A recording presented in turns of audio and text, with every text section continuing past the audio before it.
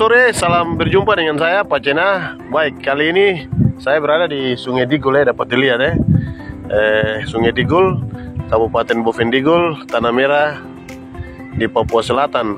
Ini kami orang Sorong tapi kami di Papua Selatan. Oke, kami tergerak hati untuk bicara ya soal permasalahan sosial yang terjadi di tanah Papua Barat Daya sana.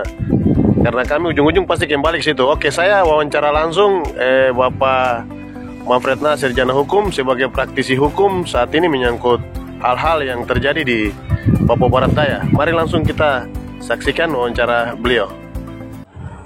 Baik, telah hadir bersama kita sekalian yaitu Bapak Manfred Nah, sarjana hukum. Beliau praktisi hukum yang akan memberikan sebuah pemahaman atau pencerahan bagi kita sekalian menyangkut hal-hal yang terjadi di tanah Papua Barat Daya sana ya. Oke Bapak Manfred, langsung. Oke, terima kasih atas waktu yang diberikan. Saya berada hari ini di Sungai Digul. Sungai Digul ini adalah sungai yang mengalir kehidupan. Dari sini akan lari ke Asmat dan Ngapi dan lari sampai kepada Australia sana di bagian bawah. Jadi yang saya lebih kritisi hari ini di Sorong Raya itu, dan khususnya di Papua, itu terkait dengan polemik kewenangan MRP. Jadi kewenangan MRP ini kan kewenangan yang dikasih berdasarkan Undang-Undang Otsus. Jadi kewenangan ini sudah dikasih, maka dia punya kewenangan full untuk melakukan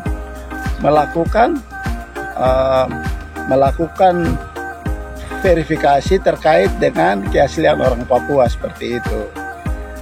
Akhirnya hasil itu kan sudah kasih di KPU, berarti KPU tidak bisa berpendapat lagi untuk melakukan verifikasi lagi, karena hari ini KPU di tingkat provinsi itu melakukan verifikasi itu ada 3, itu syarat pencalonan dan syarat calon. Syarat pencalonan itu adalah BKWK 1. BKWK 1 ini itu adalah dukungan parpol, terus tambah dengan syarat calon adalah ijazah, SKCK, narkoba dan lain-lain, surat kesehatan. Tapi terkait dengan rekomendasi keaslian orang Papua yang dilakukan oleh MRP, itu KPU tidak bisa melakukan verifikasi, tidak.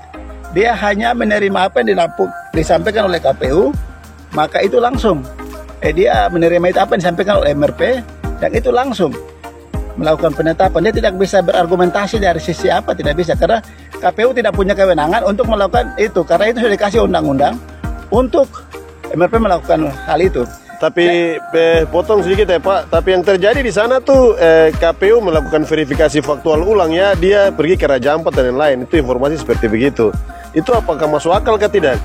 Dari sisi undang-undang dan kewenangan itu KPU tidak punya kewenangan.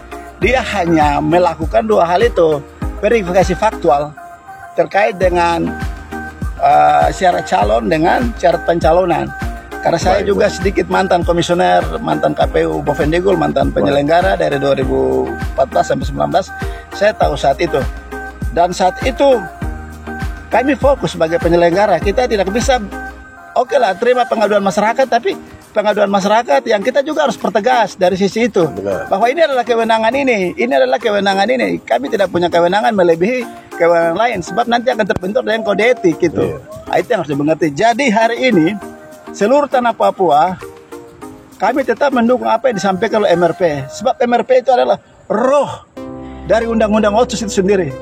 Sebab hari ini kalau MRP tidak dihargai, itu sama saja Undang-Undang Otsus, sama saja jati diri orang Papua tidak dihargai. Amin. Sebagai kultur budaya orang Papua.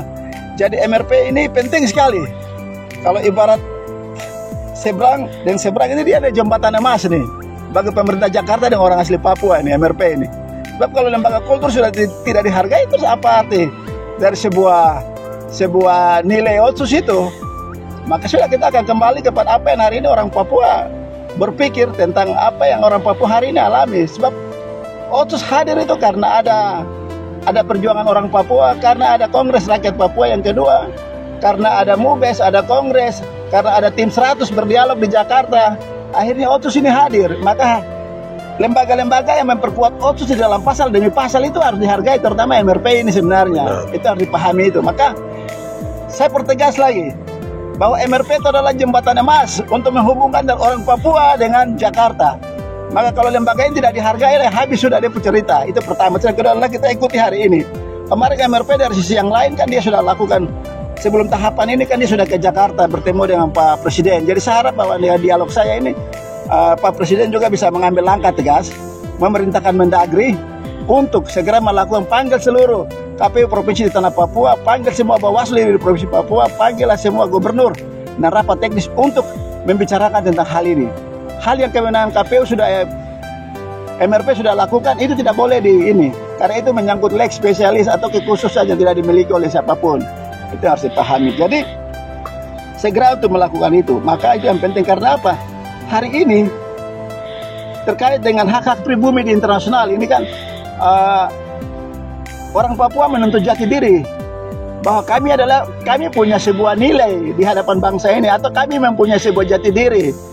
Maka itu yang bisa dikenal dengan indigenous people. Kan kita kemarin ikuti beberapa diplomat-diplomat Papua hebat seperti Jona Nari salah satunya, itu tokoh-tokoh yang luar biasa membicarakan tentang bagaimana hak pribumi di internasional kemarin, 2 bulan kemarin kita ikuti. Dan hal-hal ini harus segera dimengerti oleh pemerintah Jakarta. Segera mengambil situasi ini, saran saya segera mengambil situasi dan berdialog di Jakarta untuk bagaimana mencari solusi untuk apa yang dilakukan oleh KPU itu tidak apa yang dilakukan oleh MRP itu tidak boleh diganggu gugat, karena itu kekhususan yang dimiliki. Jadi seperti begitu, silakan apa hal yang perlu ditanyakan lagi atau seperti apa ya silakan. Oke, baik ya. Kemarin saya sempat ada baca itu kayaknya pihak KPU memakai keputusan MK ya yang 2011 itu kalau tidak salah. Itu mereka berasumsi dari keputusan MK itu yang menyatakan bahwa MRP tidak mempunyai hak untuk menentukan seseorang sebagai bakal calon. Yang punya itu, yang mendapat rekomendasi itu harus langsung dari masyarakat adat setempat.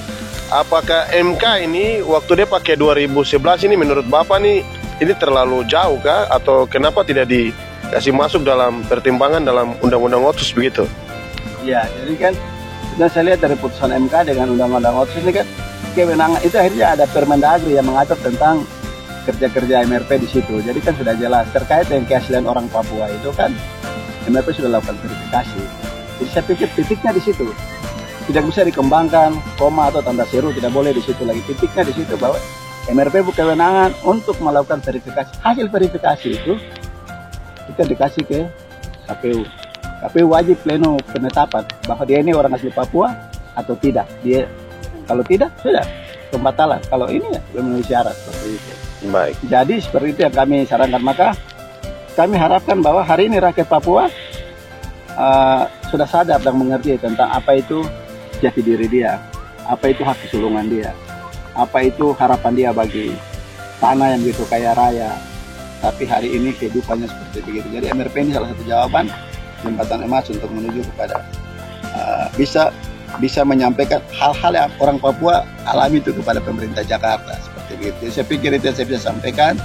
Jadi harap mari kita cari solusi yang baik untuk ini. Dan mari MRP adalah kewenangan yang solusi yang benar bagi orang Papua hari ini. Tanpa MRP hari ini ya susah, kami tidak tahu apa yang hari ini ke depan. Sekian dan terima kasih. Oke, baik. Satu terakhir, harapan Bapak untuk tanggal 22 dalam keputusan itu seperti apa supaya Papua Barat Daya aman, tentram dan damai, dan perwakilan politik orang asli Papua itu dapat tercapai. Harapan Bapak bagaimana sebagai pengamat politik, sebagai praktisi hukum? Saya lihat untuk terkait dengan Provinsi Papua Barat Daya dan Provinsi Papua Selatan, dan juga ada beberapa di pegunungan, tapi saya juga tidak terlalu ikuti. Tapi saya lebih fokus hari ini adalah di Papua Barat Daya dan Papua Selatan. Jadi di Papua Selatan itu ada dua, Pak Romanus Baraka dengan Pak Apollo Savampo. Jadi dua orang ini, mamanya Papua, bapaknya teman-teman dari Nusantara di luar Papua. Jadi kemarin kan dalam perdebatan MRP Papua Selatan itu kan tiga yang lockout, MRP yang lain setuju. Nah, tapi ada perdebatan panjang, rakyat yang lain demo untuk mengatakan bahwa mereka tidak boleh diterima sebagai orang asli Papua. Dan hasil itu sudah kasih di MRP seperti apa, kasih ke KPU. Sama juga kalau di Sorong hari ini hanya AFU saja yang dia bukan orang asli Papua, tapi Tapi MRP di Papua Barat itu sudah solid untuk tidak menerima dia. Hanya sekarang ada upaya-upaya hukum yang dimainkan oleh AFU, itu silakan. Tapi hari ini saya harapkan bahwa KPU punya kewenangan yang diberikan oleh undang-undang, dia harus tegas supaya tidak boleh diintervensi lain. Sebab kalau diintervensi, sayang kemudian hari. Itu bisa sanksi administrasi kode etik atau sanksi pidana. Jadi saya harap harus tegas. Untuk mengatakan kebenaran sekalipun itu senjata di mulut dia, tapi harus mengatakan kebenaran untuk nasib sebuah rakyat yang dipimpin. Jadi KPU Papua Barat harus mengatakan bahwa AFU itu bukan orang asli Papua. Sama juga dengan Papua Selatan. Seperti sekian dan terima kasih. Oke, baik. Terima kasih. Itu tadi bincang-bincang kita dengan Bapak Manfred Nah, Sarjana Hukum, sebagai praktisi hukum. Oke, terima kasih Bapak. Selamat sore. Sampai ketemu lagi di bincang-bincang berikutnya.